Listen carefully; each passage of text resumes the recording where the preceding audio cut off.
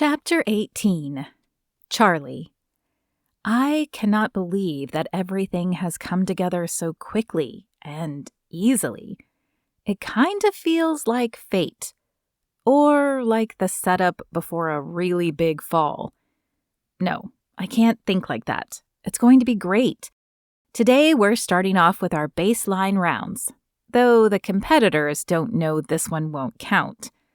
I'm sure it wouldn't be many, but I know of a few of my clients who would deliberately do less if they knew, just so their improvement would be better. We have a giant whiteboard with all the events and magnetized tiles with all the competitors' names, so that it's easy to move them around on the scoreboard. Belle has promised to live stream the first few events and do updates for us throughout. Most of the competitors are stretching against the walls, but Penelope takes a moment to approach me. "Charlie, this looks amazing." I glance up from the clipboard in my hands and give her a smile. "Thank you. I hope it's as fun as I thought it would be." "Oh, I'm sure it will be. Look, I know you're busy getting this started, but I just wanted to let you know that I'm working on date number 3. Date number 3, already. I try to keep the smile on my face, but it's a challenge. The thought of another bad date makes me a little queasy. Plus, there's the issue with Zane. I don't know what was happening between us the other day, but it sure felt like something. "You're efficient, I'll give you that." "Efficient and thorough," she replies with a wink, completely oblivious to my internal turmoil. "This one's going to knock your socks off. Outdoorsy, but not reckless. Adventurous, but grounded. Basically everything you're looking for." "Right," I say, adjusting the pin in my hand and avoiding her gaze. "We'll see." Penelope leans closer, dropping her voice conspiratorially. "Oh, you'll see all right. Just wait." She wiggles her eyebrows and then flashes a dazzling smile and walks off, leaving me with a sinking feeling. Date 3? I barely survived the last one. I shake my head and refocus on the competition. "You ready?" Zane's voice cuts through the hum of activity, and I turn to see him standing beside me, arms crossed but a hint of a smile on his face. "As ready as I'll ever be," I say.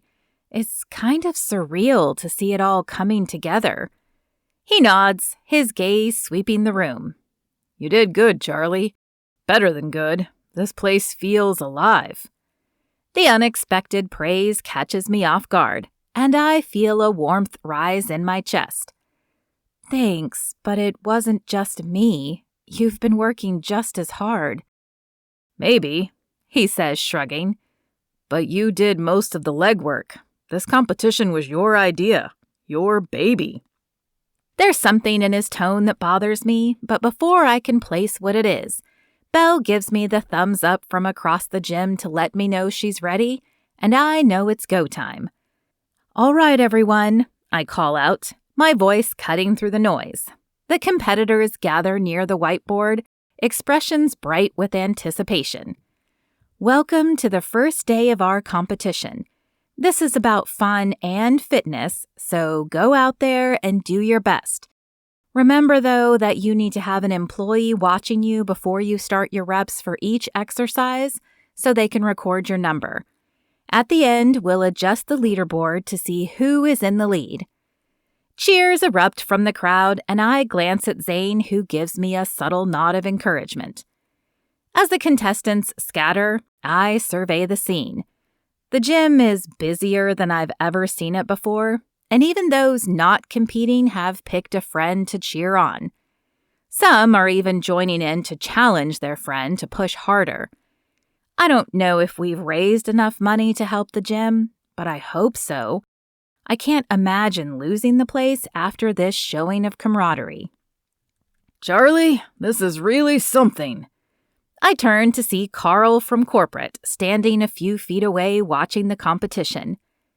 "Thank you, sir." I want to tell him that I could have done this sooner if he'd simply told me the gym was in trouble, but I'm not sure that I could have. Coming up with creative workouts was fun, but poring over numbers sounds exhausting, and I don't think I would have been good at it at all.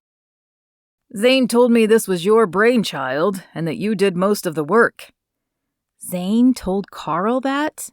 I mean, it's true, but it also gives the wrong impression that I could have done this on my own without Zane, and that's not true at all. Well, the idea might have been mine, but Zane handled all the financial details.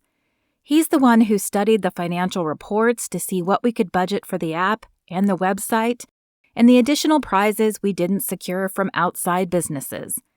He also figured out how much we needed to charge to make this worthwhile, so I couldn't have done all this. I gesture out to the gym, without his help. Is that so? Carl asks, a strange expression on his face.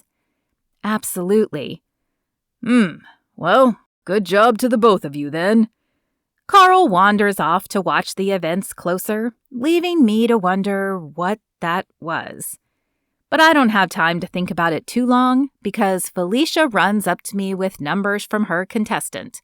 And suddenly I'm busier than a gift wrapper at Christmas putting numbers on the board and moving the magnetic tiles around.